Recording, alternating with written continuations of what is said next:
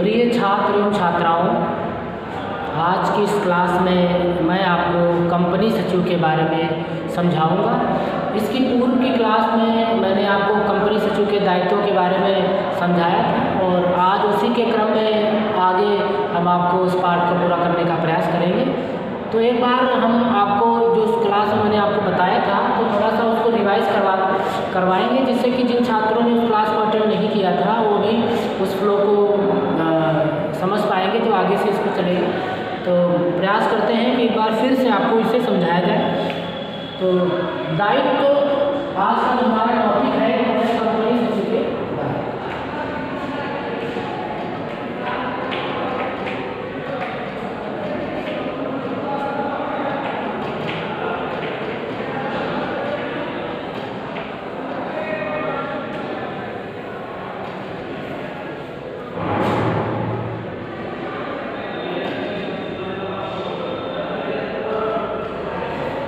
Company सचिव के बारे में। कंपनी सचिव के दायित्व, तो पहला हमने इसमें बताया था कि लापरवाही के लिए दायित्व।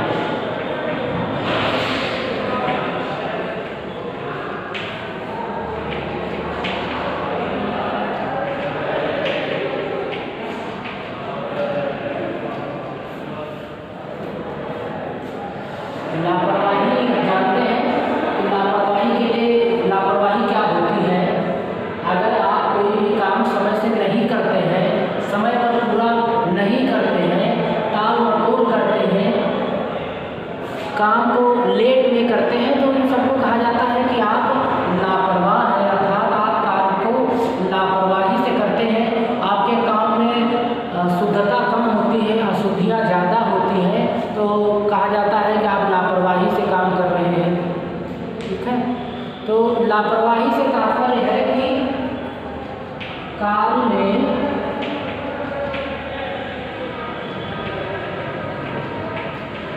शुद्धता ना होना।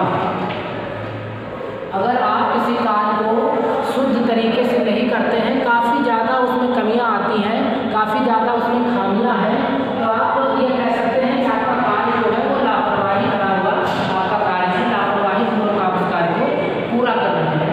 तो अब यहाँ पर ये दायित्व है लापरवाही की। अगर दायित्व होगा तो कौन रिस्पॉन्सिबल होगा? दायित्व मतलब होता है जिम्मेदारी किसकी है, कौन जिम्मेदार होगा।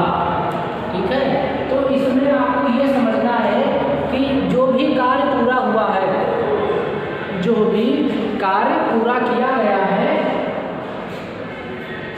उसको पूरा करने में यदि किसी प्रकार की अगर त्रुटि है, लापरवाही है, वह अगर कंपनी सचिव के द्वारा हुई है,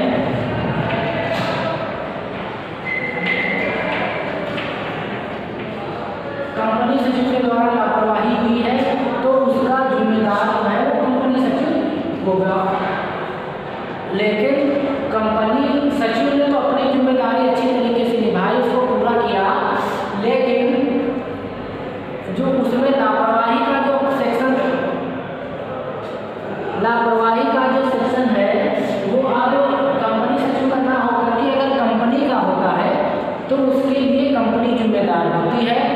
लेकिन अगर किसी कारणवश उसमें कंपनी सचिव को जिम्मेदार ठहराया जाता है तो उस कंडीशन में क्या करना होता है?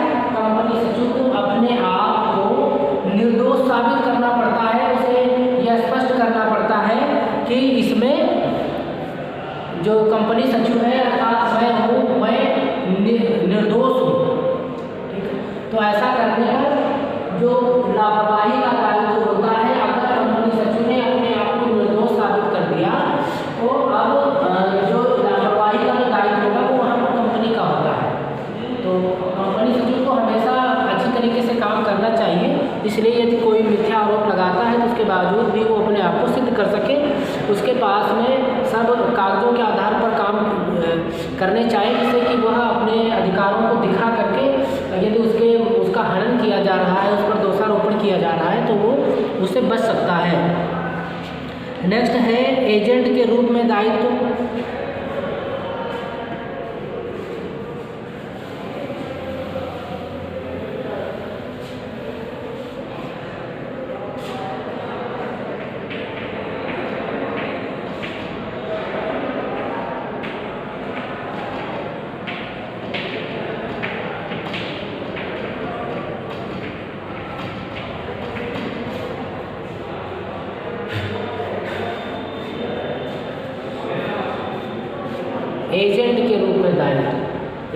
आप जानते हैं कि संस्था के जो कंपनी सचिव होता है उसकी कंपनी क्या करती है, कंपनी सचिव को नियुक्त करती है, अर्थात वो अपने नौकरी पर रखती है, अपने एजेंट के तौर पर रखती है। जितने भी कार्य करने होंगे वो कंपनी सचिव करेगा, किसके कहने पर, कंपनी के कहने पर। तो जितने भी एम्प्लॉय होती हैं वो सभी कंपनी के एजेंट होते हैं, तो उसी में से कंपनी सचिव भी एक एम्प्लॉय है, तो कंपनी सचिव भी एज ए एजेंट वर्क करता है कंपनी के लिए।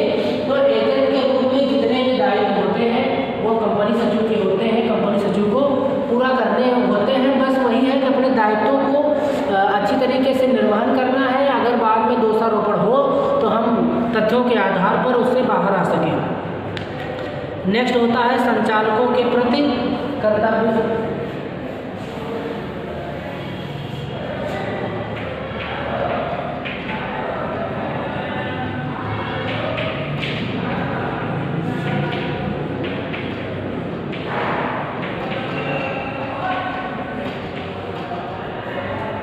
संचालकों के प्रति दायित्व,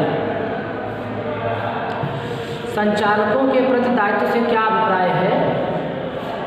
संचालक आप जानते हैं कि ये संस्था के स्वामी होते हैं, इन्हीं के द्वारा कंपनी सचिव की नियुक्ति की जाती है, इन्हीं के द्वारा कंपनी सचिव की नियुक्ति की जाती है। तो जितने भी अधिकार कंपनी सचिव को दिए गए हैं उन सबको अच्छी तरीके से पूरा करना, जितने भी समस्त कार्य हैं उन सबको पूरा करने की जो जिम्मेदारी है वो कंपनी सचिव की होती है, क्योंकि समस्त अधिकार संचालकों को दिए गए हैं। तो संचालकों के द्वारा जितने सभी कार्य उनको सौंपे जाते हैं उनको अच्छी तरीके से पूरा करना, उनको समय से पूरा करना, ये सारी जिम्मेदारी कंपनी सचिव की होती है।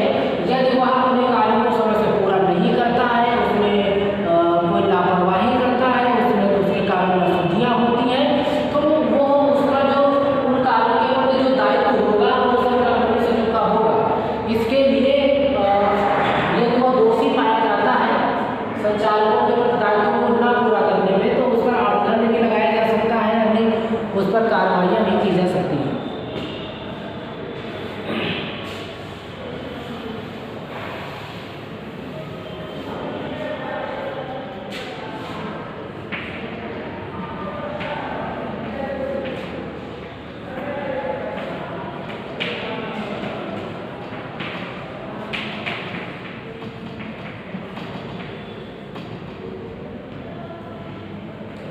नेक्स्ट है कपट के लिए दायित्व। कपट क्या होता है, कपट का मतलब है किसी चीज को छिपाना, गलत तरीके से करने के बावजूद, गलत काम होने के बावजूद उसे छिपा लेना और उससे लाभ कमाना, ये कपट कहलाता है। ठीक है, झूठ बोलकर ना या गलत तरीके से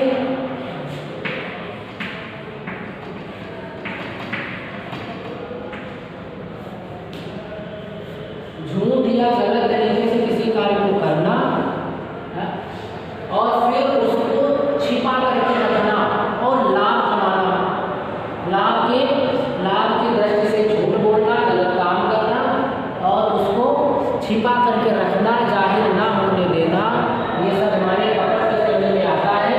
तो अगर कंपनी सचिव कुछ ऐसा करता है, झूठ बोलता है अपने फायदे के लिए, अपने उसके जो कंपनी सचिव को जो अधिकार दिए गए हैं उनका व्यक्तिगत रूप में उनका इस्तेमाल करता है, उनसे लाभ कमाता है, फर्जी हस्ताक्षर करता है, फर्जी स्थानों पर गलत दस्तावेजों को प्रमाणित करता है, तो ये सब कपट अगर इस प्रकार जो काम करता है, गलत काम करता है, तो दायित्व उसमें कंपनी सचिव का होता है। लेकिन अगर वो कुछ ऐसा नहीं करता है तो वो बिल्कुल सेफ है, कोई भले ही कितना ही मिथ्या आरोप उस पर लगाए, लेकिन वो गलत है, उसको किसी प्रकार की कोई हानि नहीं हो सकती है, क्योंकि सच जो है, सच को परेशान जरूर किया जा सकता है लेकिन सच को पराजित नहीं किया जा सकता। सच तो सच ही है, तो हमेशा सच के रास्ते पर रहना चाहिए और ईमानदारी से अपने कार्य को पूरा करना चाहिए।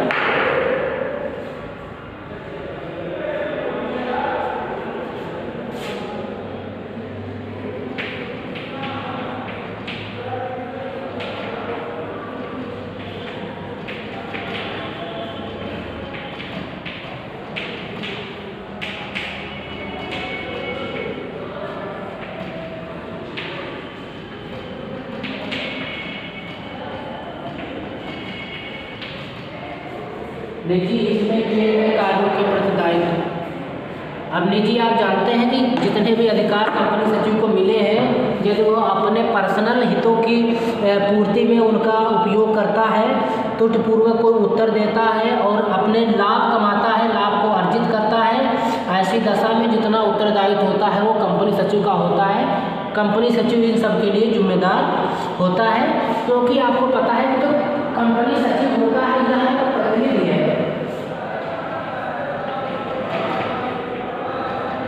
ये कंपनी का प्रतिनिधि होता है, प्रतिनिधित्व करता है कंपनी का।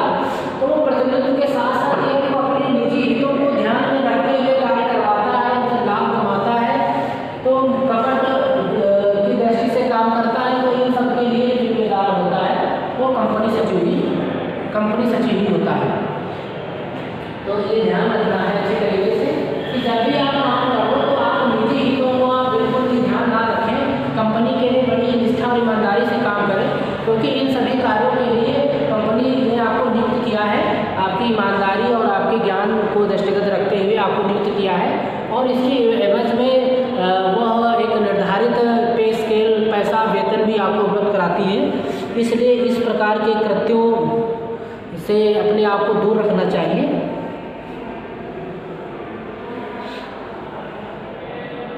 नेक्स्ट है गलत नाम से कंपनी का रजिस्ट्रेशन होने पर दायित्व।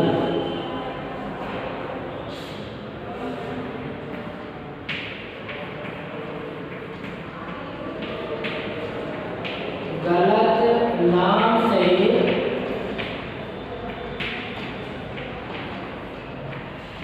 कंपनी का रजिस्ट्रेशन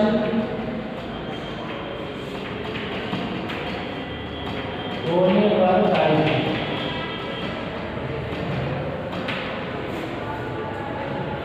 गलत नाम, अब नाम के बारे में हम एक बार आपको पहले ही बता चुके हैं, आप थोड़ा सा अगर रिमाइंड करेंगे तो आपको ये तुरंत याद आ जाएगा। हमने कहा था जब कंपनी की स्थापना होती है, अर्थात जब कंपनी का समामेलन किया जाता है, कंपनी का रजिस्ट्रेशन किया जाता है, उस समय ज़रूरत होती है कि कंपनी के नाम के निर्धारण की।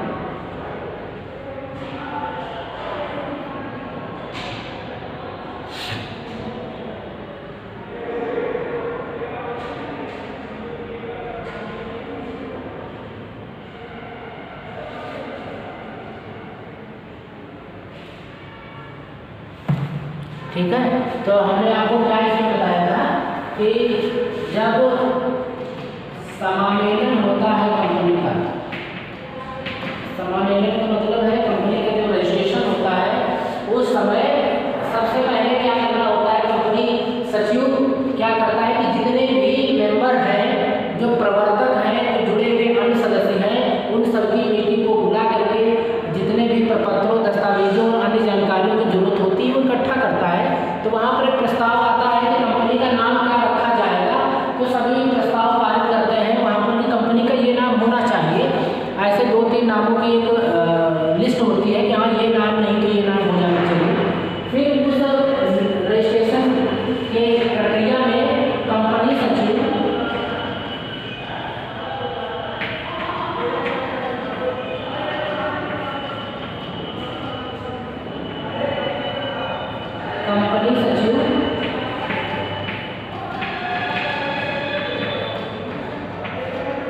रजिस्ट्रार के कार्यालय जाकर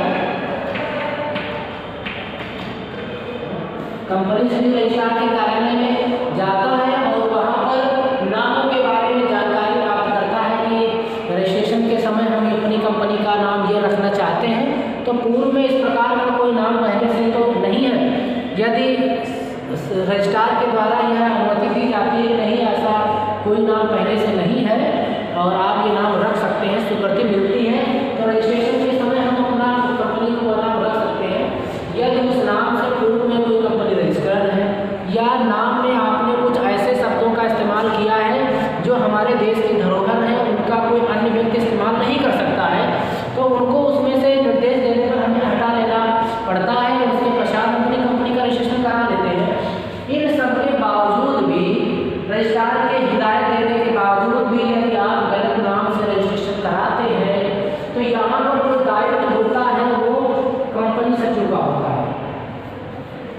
गलत नाम से रजिस्ट्रेशन कराने पर जो पूरा का पूरा दायित्व होता है वो कंपनी सचिव का होता है। क्यों? क्योंकि कंपनी सचिव भारतीय कंपनी अधिनियम का ज्ञाता है, उसको पता है कि कौन सा काम किस तरीके से होना चाहिए। और गलत नाम अगर रखा गया है तो कब रखा गया होगा, ये भी आपको थोड़ा सा विचार करने वाली बात है कि जब कंपनी का रजिस्ट्रेशन हो रहा था अर्थात प्रारंभ में, तो उस समय संचालक मंडल नहीं उसमें प्रवर्तक होते हैं जो कंपनी की नींव रखते हैं, जो कंपनी को जन्म देते हैं। तो प्रवर्तकों को इतनी ज़्यादा नॉलेज नहीं होती है इन सब के लिए, तभी वह प्रवर्तकों के द्वारा प्रवर्तक क्या करते हैं, कंपनी सचिव की नियुक्ति करते हैं। तो जिन कार्यों को त्रुटिहीन बनाने के लिए, बिना गलती के करने के लिए सचिव की नियुक्ति की गई थी, तो उसका तो उसने पालन किया नहीं, तो वहाँ पर उसकी जो जिम्मेदारी हो जाती है वो कंपनी सचिव की हो जाती है, यदि नाम गलत हो जाता है। तो ऐसी कंडीशन में कंपनी सचिव को तुरंत,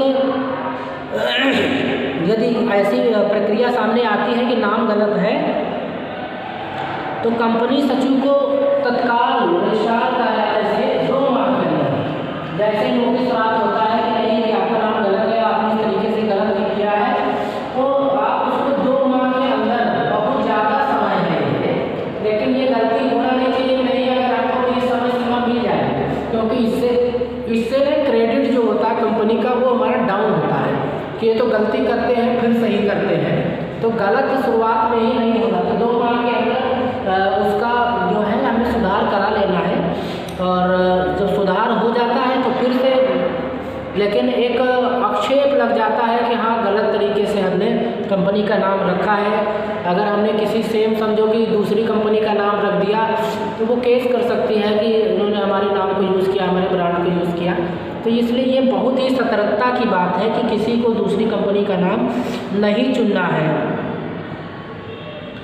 लेकिन यदि कंपनी सचिव जानबूझ करके ऐसा कुछ करता है, अब जानबूझ का मतलब ये है कि रजिस्ट्रार के द्वारा कहा दिया गया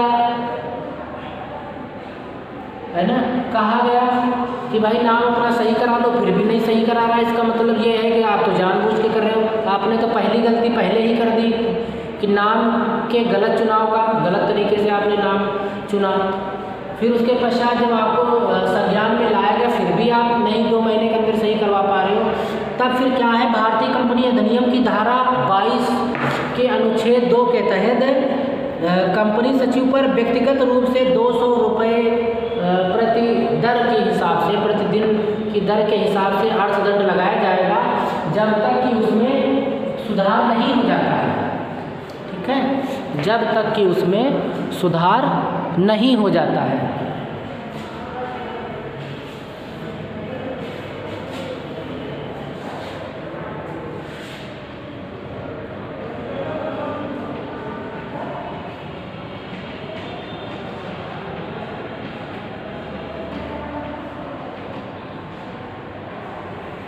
कंपनी अधिनियम की धारा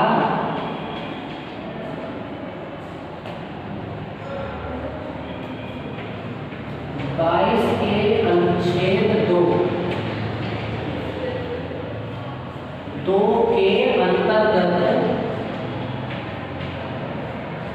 यदि कंपनी सचिव जानबूझ करके ऐसी गलती कर रहा है, उसको सही नहीं करवाता है, तो उस पर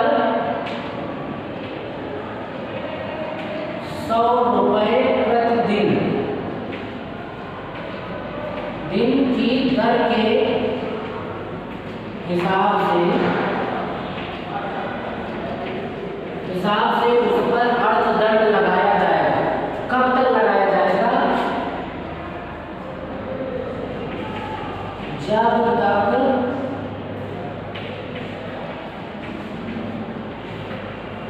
गलती में पूर्णतया पूरी तरीके से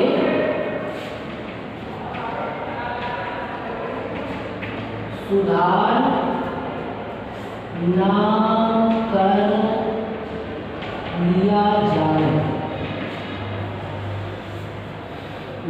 जब तक कि गलती में पूर्णतया सुधार ना कर लिया जाए। और जब सुधार जाएगा तो जो उसका हमें रसीद मिलती है, यहाँ करेक्शन हो गया है, शुद्धिकरण कर लिया गया है,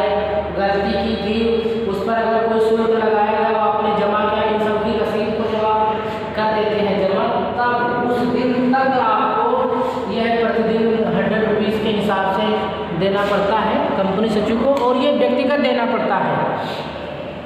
ये कंपनी के सचिव को अपनी ही वेतन से उसको कटवाना पड़ता है या अपने पैसे से ही उसको देना पड़ता है।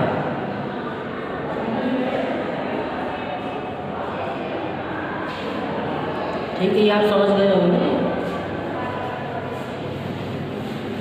आपको ध्यान रखना है कि प्रारंभ से ही बहुत ही सतर्कता के साथ में काम करना है। देखो, ऐसा नहीं है कि किसी से गलती नहीं होती, लेकिन गलती होने के पश्चात यदि आप नहीं सुधरते हो, नहीं मानते हो, बार बार आप गलती करते हो, इससे भी कंपनी की छवि पर काफ़ी ज़्यादा प्रभाव पड़ता है। तो सचिव को ऐसा काम शोभा नहीं देता है, शोभनीय नहीं है।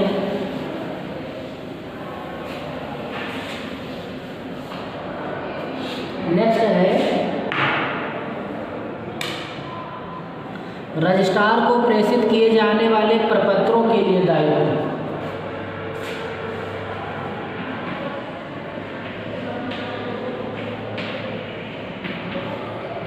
रजिस्ट्रार को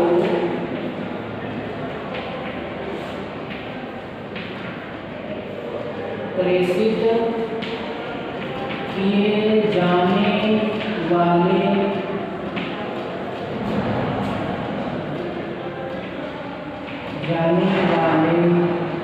प्रपत्रों के लिए दायित्व।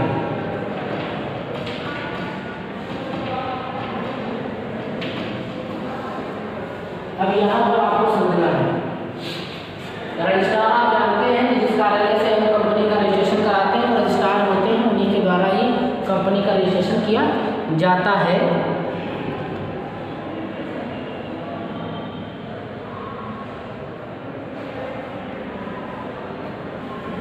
तो रजिस्ट्रार के कार्यालय में हमें समय समय पर पत्रों को भेजना पड़ता है।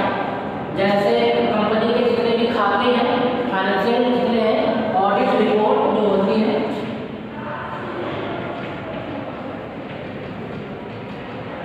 कि हमने अपने खातों को जो है ऑडिट करा लिया है, उसके पश्चात जो हमारे ऑडिट की तो ऑडिट रिपोर्ट हो गई है, तो ऑडिट हो गए हैं, लेकिन अपने खातों संबंधी रिपोर्ट की, आपका प्रॉफिट एंड लॉस कितना है, इनकम कितनी है, सेल्स कितनी है, परचेज कितनी है, इन सब के बारे में है ना, एम्प्लॉयज़ को डिटेल ये सब भेजनी पड़ती है कि आप कितना खर्च कर रहे हो, कितना कमा रहे हो, जिससे कि उसके आधार पर वो अपने वहाँ रिपोर्ट रख सके, पूछे जाने पर वो आगे के अधिकारियों को भी सूचित कर सके। तो इसलिए ये बताना बेहद जरूरी होता है खातों के बारे में। खातों से संबंधित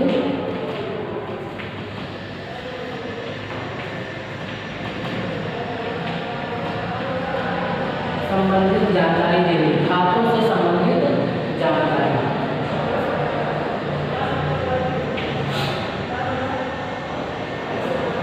नेक्स्ट क्या होता है कि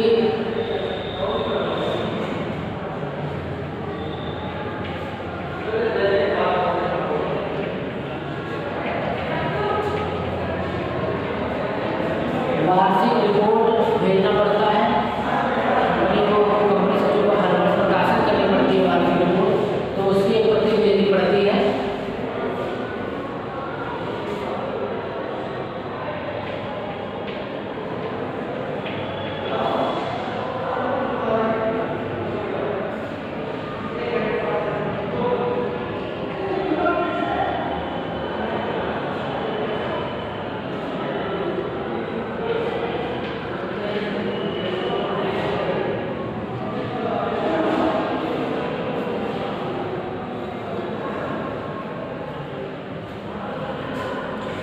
नए पारित प्रस्ताव का मतलब है कि कंपनी में समय समय पर अपने कार्यों को अच्छी तरीके से चलाने के लिए ये सब भेजने पड़ते हैं, हमको प्रस्ताव बनाने पड़ते हैं। तो वो क्या क्या हम कार्रवाई कर रहे हैं, कौन कौन से प्रस्ताव हमारे वहाँ पास हो रहे हैं, तो नया प्रस्ताव पारित हुआ है, नया सदस्य ज्वाइन हुआ है, तो उन सब की रिपोर्ट को भेजना पड़ता है समय समय पर कंपनी सचिव के पास में। तो ये सब जिम्मेदारी किसकी है? ये सब जिम्मेदारी हमारी कंपनी सचिव की है कि उसको समय समय पर अपने खातों को अपडेट रखना है और सारी जानकारी रजिस्ट्रार कार्यालय में भेजते रहना है।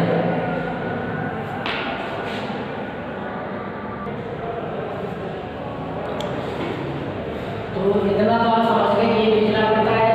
साथ ही साथ अंशधारियों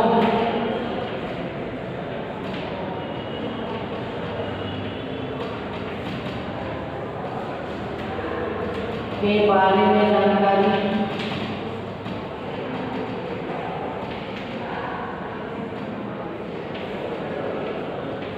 ऋणपत्रधारियों के बारे में जानकारी,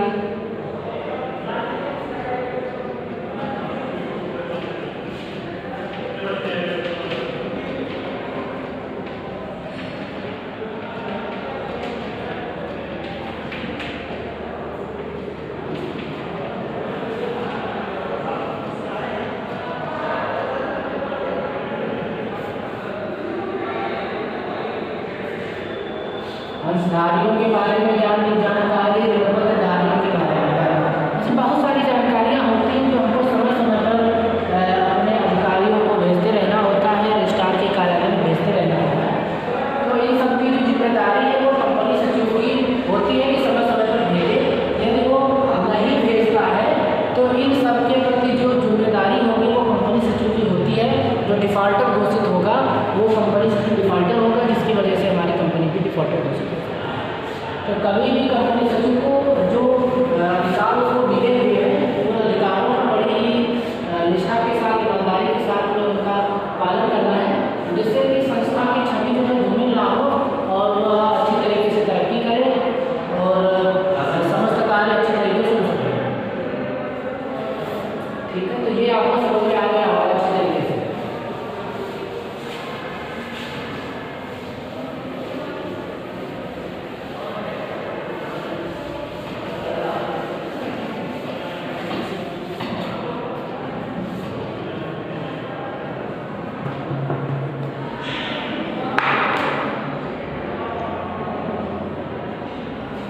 नेक्स्ट है कंपनी अधिनियम के अंतर्गत दायित्व।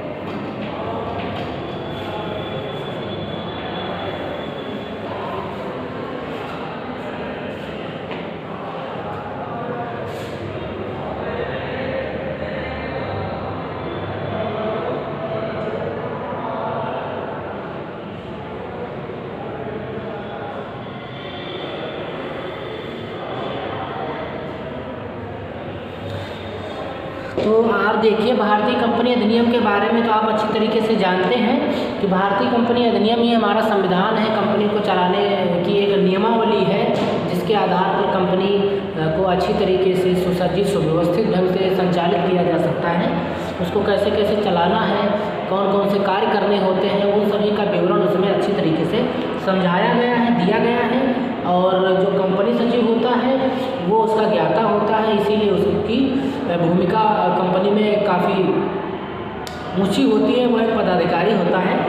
तो कंपनी सचिव में इन कुछ दायित्वों का वर्णन किया गया है कि अगर ऐसा होता है तो कौन रिस्पॉन्सिबल होगा, ऐसा नहीं होता है तो कौन रिस्पॉन्सिबल होगा, या ऐसा है तो कौन ये कार्य करेगा।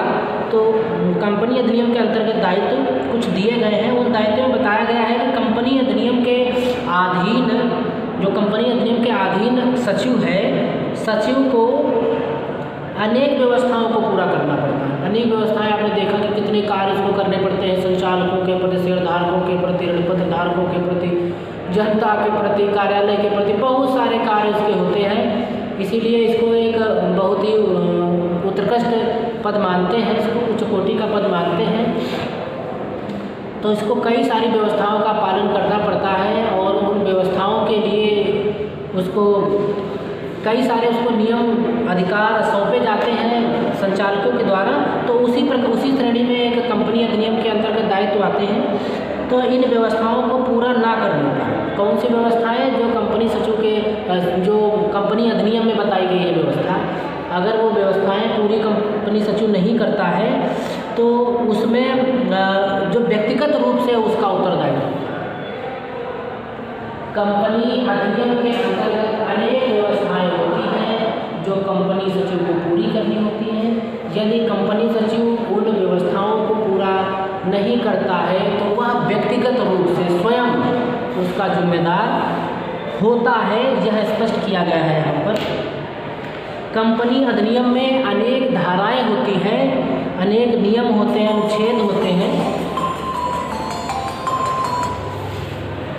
अनेक धाराएं होती हैं जिनको जानबूझकर पूरा करने पर सचिव एवं अन्य अधिकारियों को आर्थिक दंड दिया जा सकता है।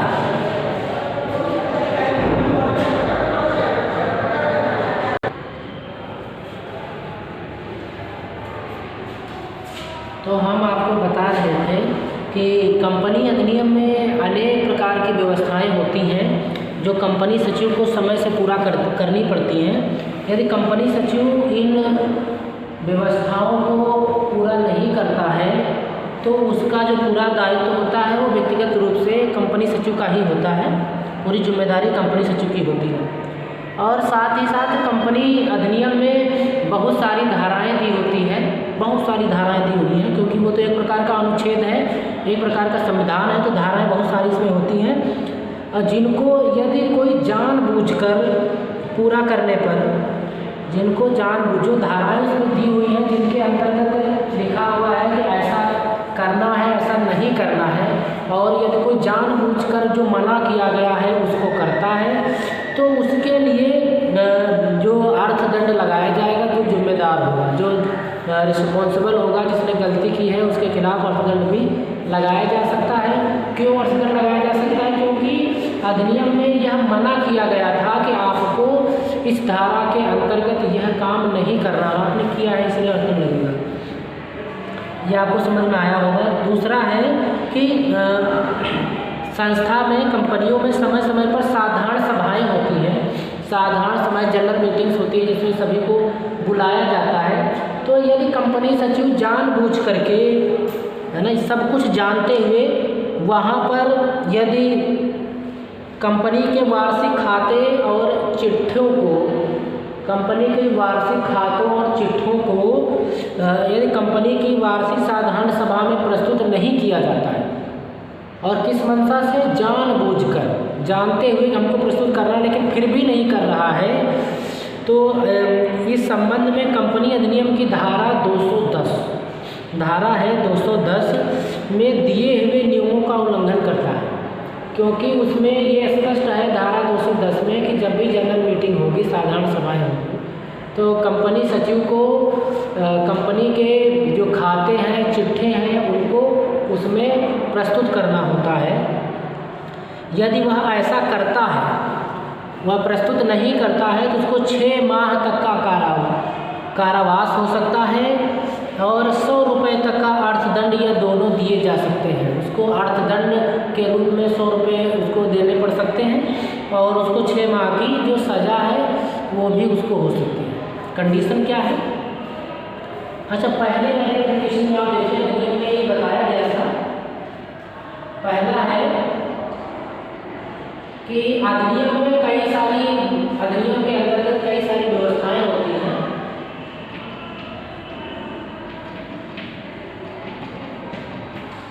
अधिनियम के अंतर्गत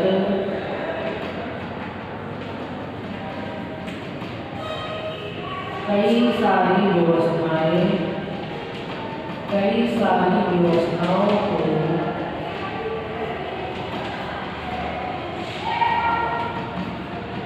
सारी व्यवस्थाओं को कंपनी सचिव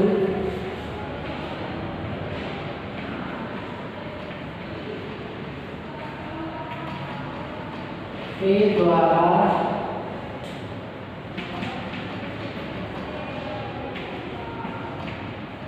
पूरा करना पड़ता है। पूरा करना पड़ता है। व्यवस्थाएं, बहुत सारी व्यवस्थाएं बताई गई कि आपको ये करना है, ये भी करना है, ये भी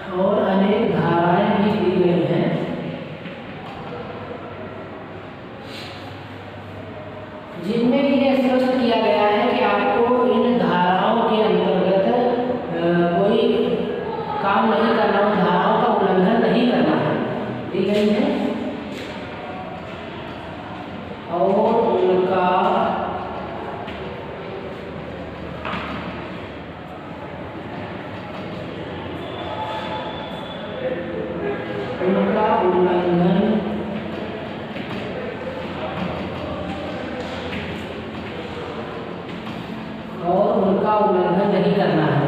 यदि कंपनी सचिव उनका उल्लंघन करता है तो उसके लिए वह स्वयं जिम्मेदार होता है। ये आपका इसमें पहले बताया।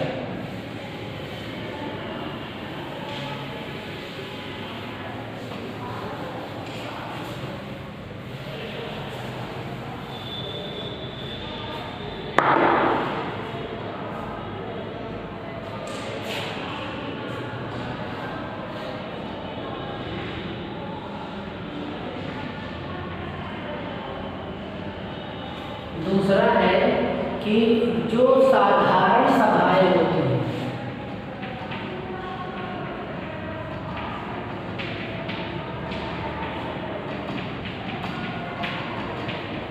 साधारण सभाओं में यदि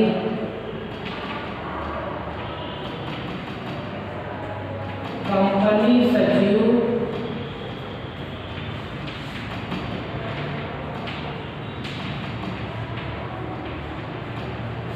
जानबूझकर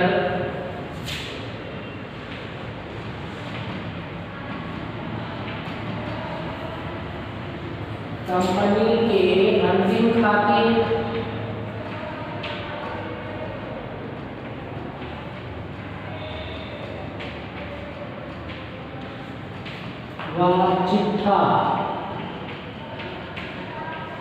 व चिट्ठे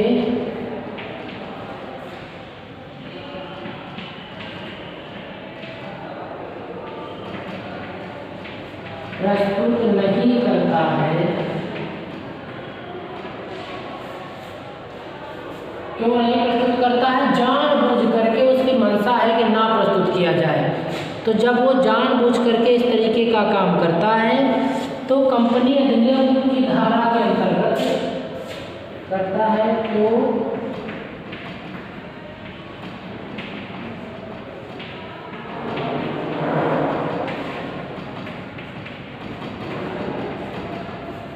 तो कंपनी अधिनियम की धारा 210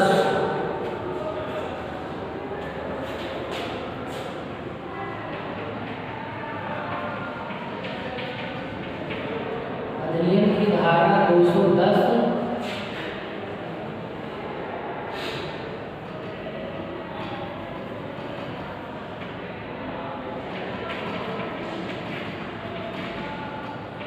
में वर्णित व्यवस्था के अनुसार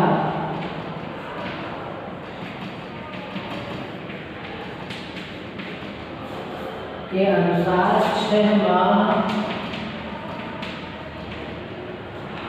का कारावास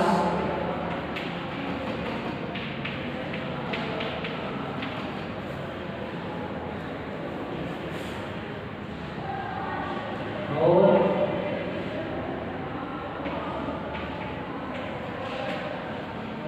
₹100 का अर्थदंड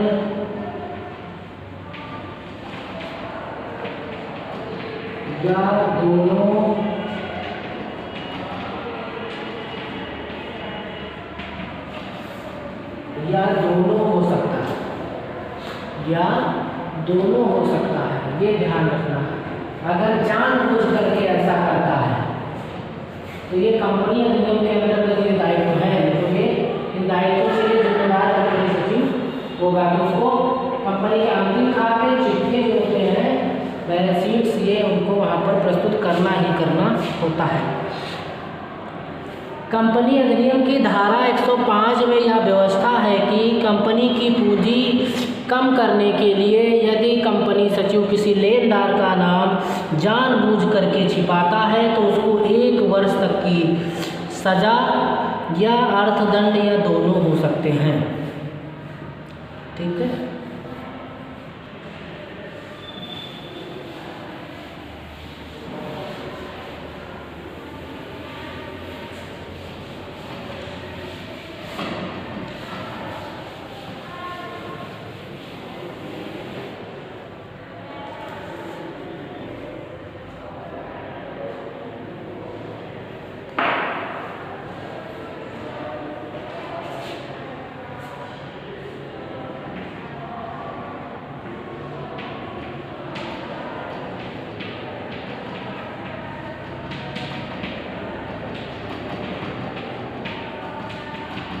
कंपनी अधिनियम में यह व्यवस्था है कि धारा 105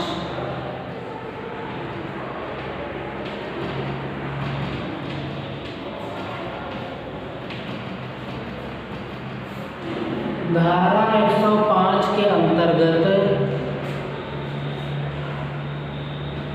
धारा 105 के अंतर्गत यदि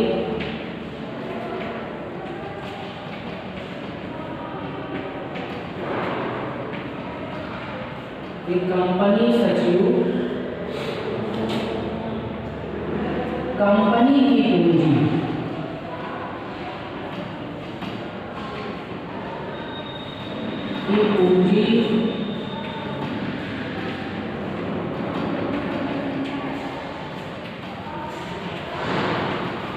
कंपनी की पूंजी कम करने के लिए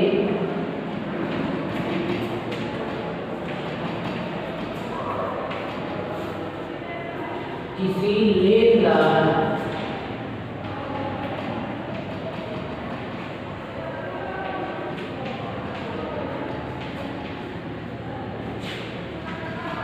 नाम छिपाता है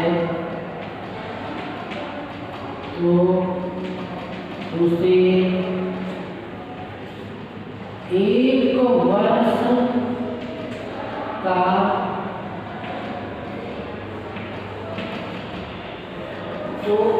1 वर्ष का कारावास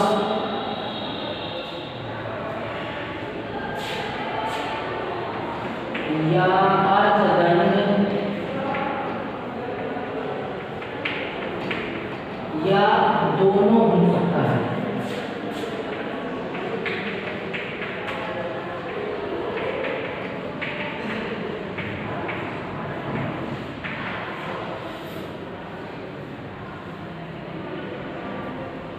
या अर्थदंड या दोनों हो सकता है, ये ध्यान रखना है। ये कंडीशन कहती है और कहाँ दी गई है? भारतीय कंपनी अधिनियम में दी गई है कि कंपनी की पूंजी को कम करने के लिए वो क्या करता है, वो किसी लेनदार का मतलब क्या है? लेनदार का मतलब होता है कि जिनसे हमको पैसा लेना है, अर्थात इनको हमने उधार माल बेचा है, जिनको हमने उधार माल बेचा है, जो प्राप्तकर्ता होते हैं, जो माल खरीद रहे होते, पार्टी हमारी होती है, वो हमारे लेनदार होते हैं।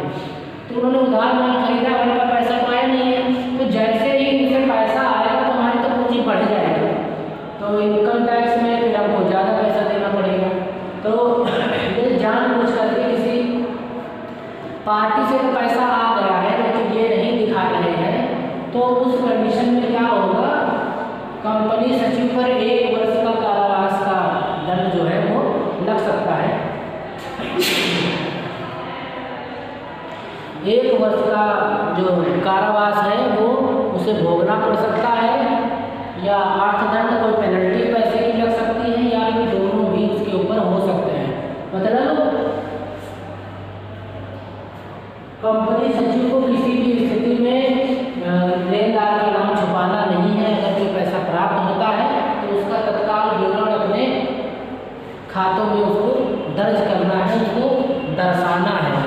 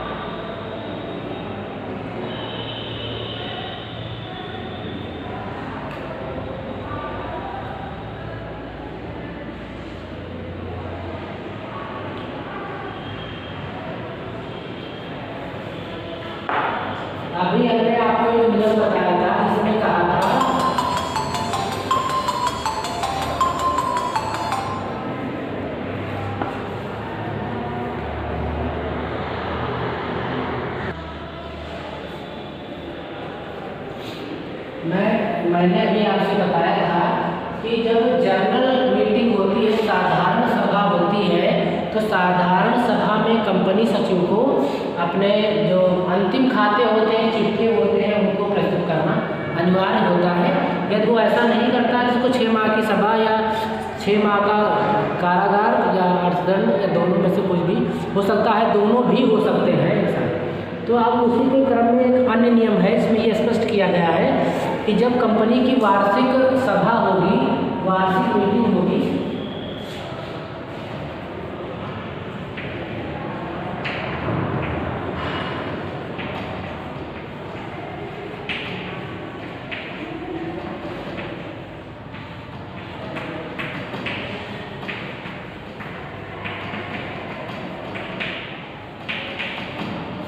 जब कंपनी की वार्षिक सभा होगी तो उसमें प्रस्तुत किए जाने वाले चिट्ठों के साथ धारा 217 होगी।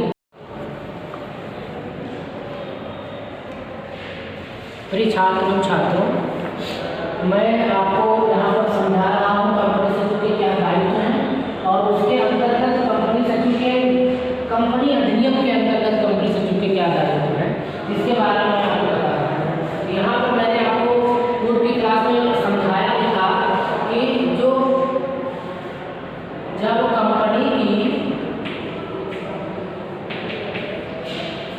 जब कंपनी की वार्षिक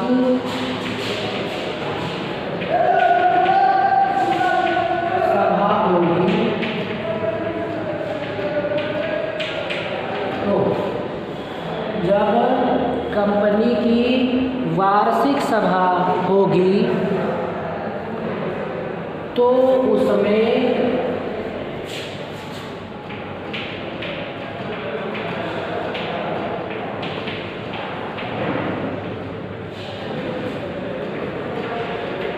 प्रस्तुत किए जाने वाले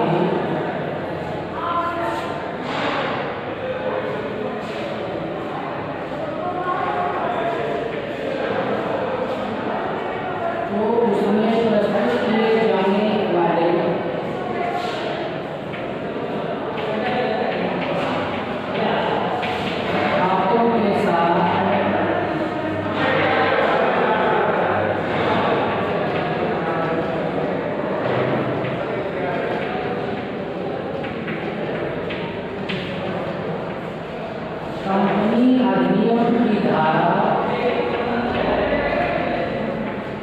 217 में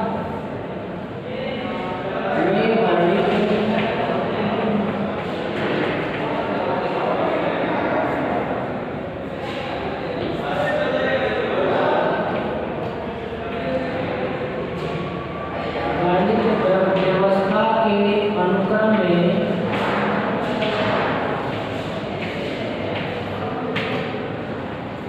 में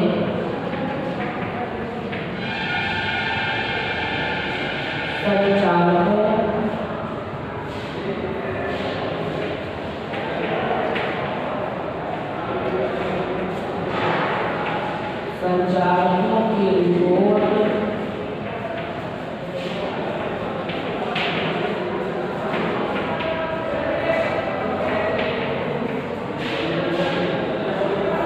संलग्न होना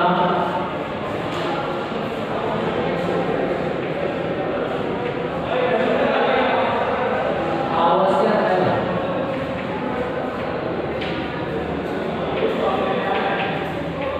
यदि सचिव ऐसा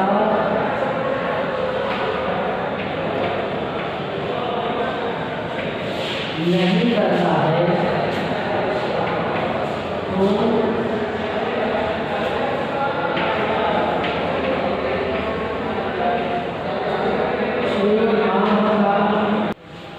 तो देखा कि जब वार्षिक सभा होगी तो वार्षिक सभा में जितने भी दस्तावेज प्रस्तुत किए जाएंगे, खास तौर से जो हमारे वार्षिक चिट्ठे होते हैं, लेन देन के खाते होते हैं, वो लेन देन के खातों को जब प्रस्तुत करना है वार्षिक सभा में, तो उसमें व्यवस्था है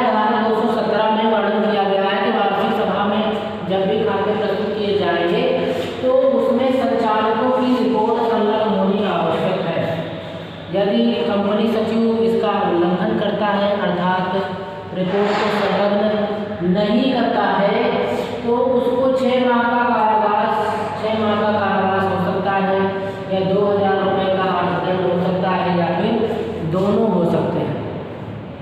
ठीक है, लेकिन जो हमने इसके पूर्व स्पष्ट किया था, जो इसके पूर्व हमने आपको समझाया था, बताया था, उसमें हमने आपसे कहा था कि जो सभा साधारण सभा होगी, उस साधारण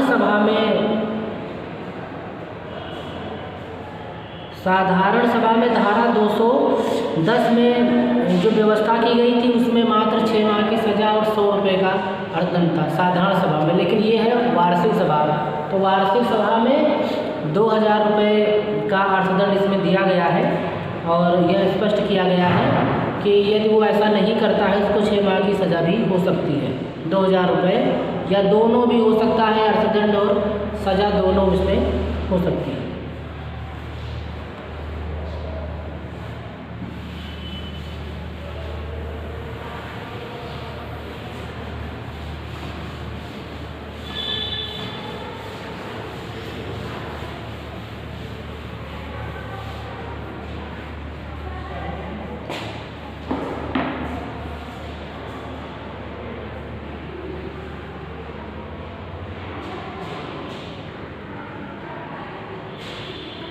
कंपनी अधिनियम में बताया गया है कि कंपनी के जितने भी खाते हैं, लेन देन वाले खाते हैं, लाभ हानि संबंधी खाते हैं, उनसे संबंधित जितने भी विवरण या कोई सूचना जो देना होता है, वो देने का जो कर्तव्य है वो कंपनी के अधिकारियों का होता है।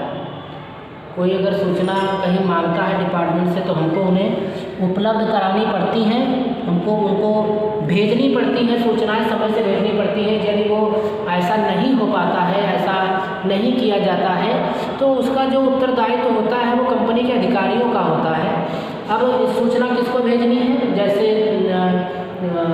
हमने आपको बताया था कि रजिस्ट्रार के कार्यालय में सूचना भेजी जाती है। समय समय पर जो हमारे अंशधारी होते हैं, ऋणपत्रधारी होते हैं, उनको हमको सूचना भेजनी पड़ती है, और साथ ही साथ जो संचालक मंडल हैं उनको भी हमको समय से अवगत कराना पड़ता है। तो ये सब जिम्मेदारियां हैं। यदि कोई ऐसा समय से नहीं करता है तो उसके लिए वो जिम्मेदार स्वयं में होता है, तो वह सूचना संबंधित अधिकारी द्वारा अवश्य दी जानी चाहिए। यदि सचिव जानबूझकर ऐसी सूचना में त्रुटि करता है तो 6 माह की सज़ा या 5000 रुपये का अर्थदंड हो सकता है। अब इसको थोड़ा सा समझ लीजिए। यहाँ पर बात है सूचना से संबंधित, कि कंपनी के चाहे खातों से संबंधित सूचना हो या अन्य सूचनाएं हो, उनको देने की जिम्मेदारी कंपनी के अधिकारियों की होती है। ठीक है, तो ये जो हम आपको बता रहे हैं कंपनी अधिनियम के अनुसार दायित्व बता रहे हैं कि कंपनी अधिनियम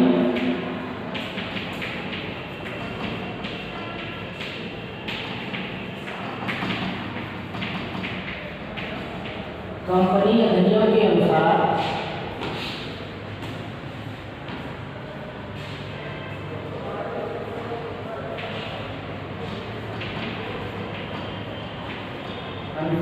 कंपनी के खाते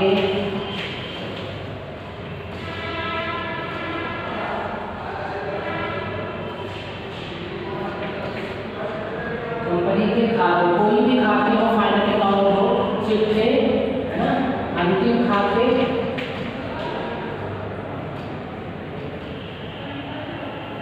यहाँ पर हम लिख देते हैं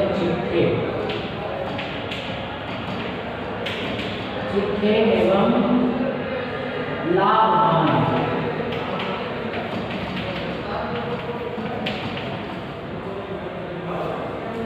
लाभ हानि के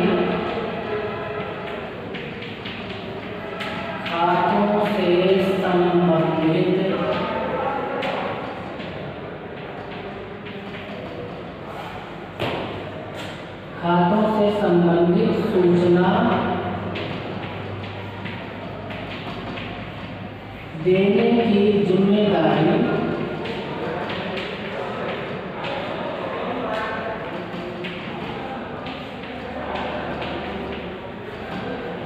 कंपनी के अधिकारियों की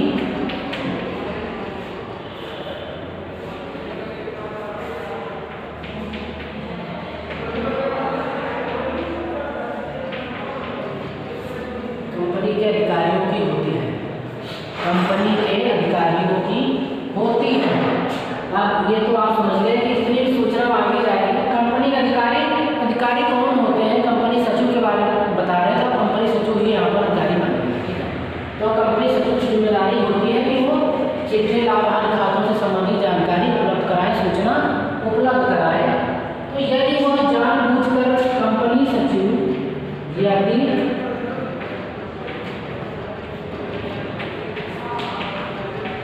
कंपनी सचिव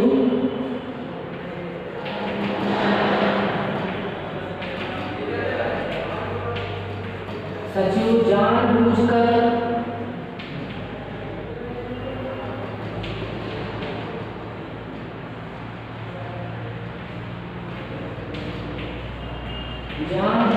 त्रुटि करता है, जानबूझकर त्रुटि करता मतलब गलत इंफॉर्मेशन देता है।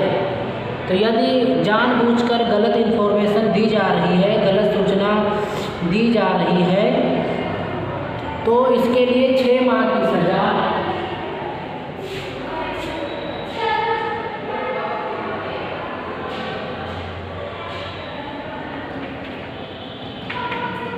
तो 6 माह की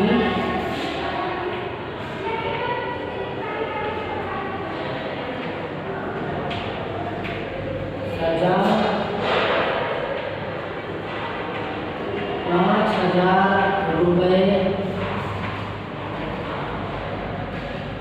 अर्थदंड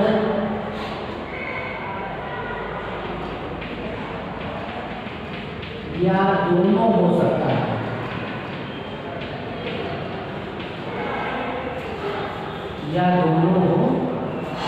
है।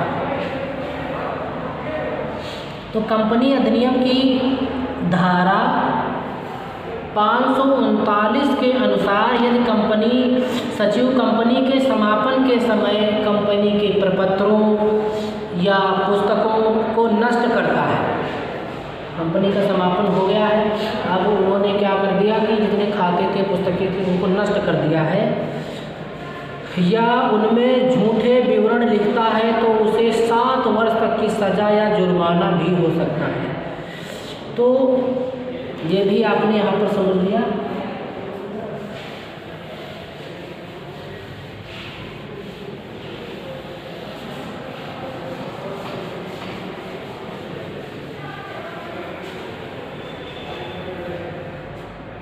कि कंपनी के समापन के समय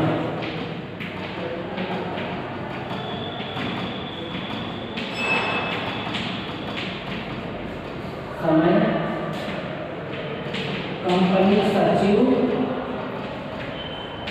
कंपनी के खातों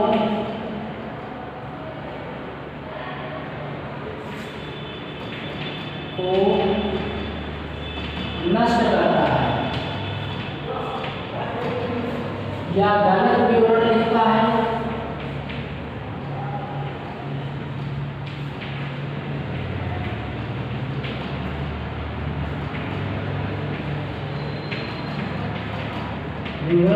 है, तो उसे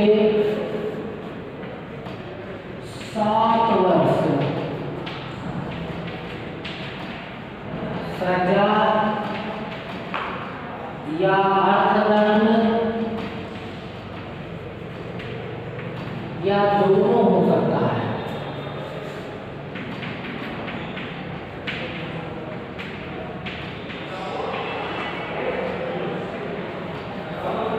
या दोनों हो सकता है। तो जितने भी हमने यहाँ पर अब तक आपको विवरण बताए हैं, इन सब से आपको अच्छी तरीके से यह स्पष्ट हो गया होगा कि कंपनी सचिव का व्यवसायिक जगत में एक महत्वपूर्ण स्थान होता है, एक महत्वपूर्ण स्थान होता है और उसके कर्तव्य, अधिकार एवं दायित्व अति विस्तृत है। आपने कर्तव्य भी समझे, दायित्व भी देखा अधिकार भी आपने यहाँ पर समझे, हमने आपको समझाने का प्रयास किया। अपने कर्तव्यों को सफलतापूर्वक निभाते हुए सचिव का शैक्षिक स्तर व प्रशिक्षण उच्च कोटि का होना चाहिए। इसीलिए भारतीय कंपनी अधिनियम में योग्यताओं को ऐड किया गया है। पहले ये योग्यताएं भारतीय कंपनी अधिनियम में नहीं थी। वो इसलिए नहीं थी कि जब कंपनी सचिव के पास में इतने सारे कर्तव्य होते हैं, इतने सारे अधिकार होते हैं, इतने सारे दायित्व होते हैं, लायबिलिटीज़ होती हैं, तो इस पद पर एक योग्य व्यक्ति बैठना चाहिए, उच्च कोटि प्रतिभावान व्यक्ति। इसकी चेयर की शोभा बढ़ानी चाहिए उसको। तो यदि यहाँ पर ऐसा नहीं होता है तो कंपनी के जो दायित्व हैं उनमें हो सकता है कि कोई अच्छी तरीके से उनको निर्वहन ना करेगा। तो उच्च कोटि का यहाँ पर कंपनी सचिव होना चाहिए, जो उसे जिसको विभिन्न अधिनियमों का पूर्ण तरीके से ज्ञान हो। वास्तव में एक योग्य एवं प्रशिक्षित सचिव कंपनी के लिए एक मूल्यवान संपत्ति होता है, क्योंकि उसको पता है जो एक एक्स्ट्रा ऑर्डिनरी होगा, जिसमें मेहनत की होगी अपने प्रशिक्षण के दौरान पर, वह कंपनी को कभी भी ह्रास की स्थिति में नहीं ले जा सकता है, घाटे की स्थिति में नहीं ले जा सकता। हमेशा और हमेशा उन्नति की तरफ भी वो अग्रसित उसको करेगा, क्योंकि उसको इतने सारे दायित्व, अधिकार और कर्तव्य है उसके पास में कि वो उनका इस्तेमाल करते हुए, उचित तरीके से उसका इस्तेमाल करते हुए, सही समय पर इस्तेमाल करते हुए कंपनी को ऊंचाई पर अवश्य ले जाएगा। उसका अवश्य वो उसके लिए प्रयास करता है। और जब प्रयास करता है तो प्रयास कभी विफल नहीं जाते हैं।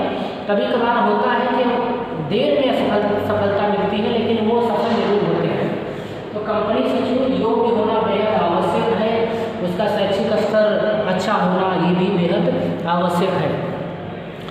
तो आज की इस क्लास में आपने ये अच्छी तरीके से समझ लिया कि कंपनी सचिव के दायित्व क्या है, उसकी क्या भूमिका है। यदि आपको यह कोई संशय हो, समझ में इसमें ना आया हो कंपनी सचिव के बारे में, तो आप जरूर बताइए, हम आपको फिर से समझाने का प्रयास करेंगे, अच्छी तरीके से समझाएंगे।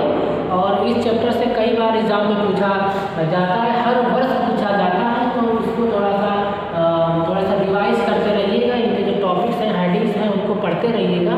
असाइनमेंट के तौर पर अपने नोट्स तैयार कर लीजिए, और एग्ज़ाम के टाइम पर आप उनको जो रिवाइज करेंगे तो अच्छी तरीके से आप एग्ज़ाम में लिख पाएंगे और अच्छे नंबर ला पाएंगे और अच्छी जानकारी आप हासिल कर पाएंगे। तो पढ़ते रहिए, हंसते रहिए, मुस्कुराते रहिए, और कल फिर मिलते हैं, आपके सम्मुख उपस्थित होते हैं एक नए टॉपिक के साथ में और आपको पढ़ाने का प्रयास करते हैं। तब तक अपना ध्यान रखिए। Take care.